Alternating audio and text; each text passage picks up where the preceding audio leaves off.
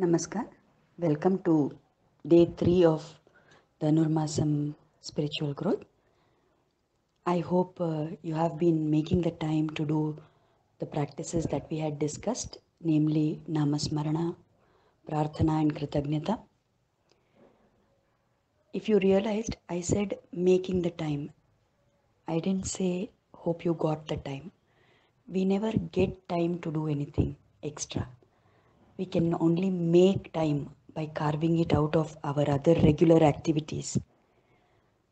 So we always make time for what is important to us. And if spiritual growth is important to us, then we have to make time for it. It is quite difficult, I agree, in our daily lives where we have so many activities, so much to do, so many responsibilities. It can be quite difficult for us to be able to figure out where to make time. But it is important to remember God even in the middle of all these busy things. There is a story that is told of how Narada once went to Vishnu and asked, claiming that I am your biggest bhakta, I am sure I must be your greatest devotee. So Lord Vishnu said, no, no, it's not you. There is a farmer in that village there and he is my greatest bhakta. So Narada was quite astonished, and frankly he was quite upset also that I am all the time chanting Narayana's name. How can it be that I am not the biggest bhakta, but this some unknown farmer Lord is telling that he is the biggest bhakta? So he went there to see how that farmer, what is he doing to get this title. When he went there, he saw that the farmer was busy with his normal activities in the farm, in the fields. He was doing his work at home. Only thing he did was in the morning before going out to work, he prayed to God and he said, help me do everything correctly and all that. Then in the middle of the day when he was taking a break for lunch, that time again he thought of God for a few minutes. And then in the evening when he came back, he lighted the lamp and again he was praying to God. And at night before going to sleep, he said a small prayer and talked to God and went to sleep. So Narada observed this for a few days and he came back to Vishnu and said, how is this? He's only remembering you some maybe 3-4 times in a day, and how can it be that he is the greatest bhakta? So Vishnu said, okay, fine, I will give you a task. Do one thing. You take this pot and it is filled up with oil to the brim, and you go around that mountain there 3 times. And be careful that you should not spill even one single drop of the oil from the pot on your head. So you do that and come back and you will realize how that farmer is the greatest devotee.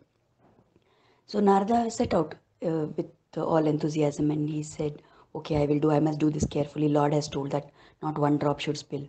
So he very carefully, paying full attention, carefully, he walked around the mountain 3 times and he came back to Vishnu.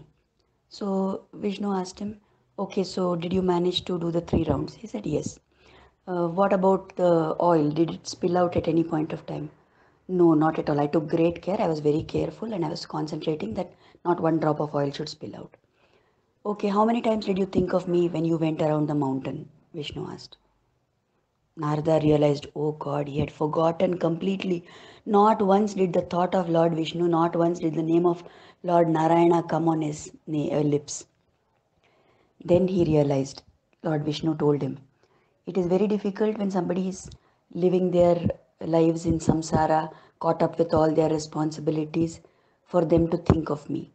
And yet that farmer does it at least 4 times in a day. That is the reason why I called him the biggest bhakta. So, from this story, of course, we can take the fact that yes, it is difficult, and so that cannot be our excuse for not doing japa. Even in the middle of all our activities, we need to learn to remember God at all times. We need to develop love for God at all times. Now, many times we act as if whatever spiritual practice we are doing is something separate and our lives are something separate. Actually speaking, we cannot have a compartmentalization like this. What you do in your spiritual practice is going to influence definitely what you are as a person, and that in turn will decide how your life shapes out. So take away this thought that there is something separate. In this time only I will do japa and I will do prarthana, and rest of the time I will just continue being however I am.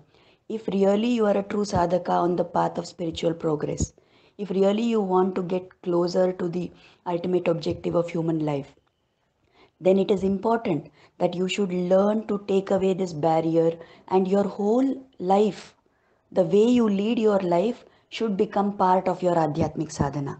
So, whatever you are trying to do during the time when you are doing spiritual practice, that same attitude, those same qualities, you should try to keep with you as you go through all routine activities of your life.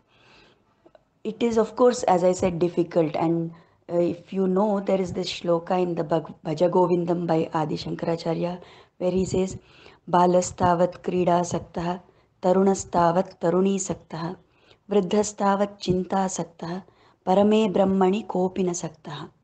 I think even if you don't really know a lot of Sanskrit, you will be able to understand the meaning of this verse. That when you are young, you are interested. Young children are all the time caught up in play and games. As you grow older and when you become a youth, then you are caught up in love and affection and all those things. As you grow older, your mind is fully occupied by worry. And so, through all your stages of life, there is never any time to think of God. But if we are aware that we have to make time to think of God, then we can hopefully overcome this obstacle that is there. So today's activity that I suggest is that you should make a list in your diary or book of what all you are doing throughout the day.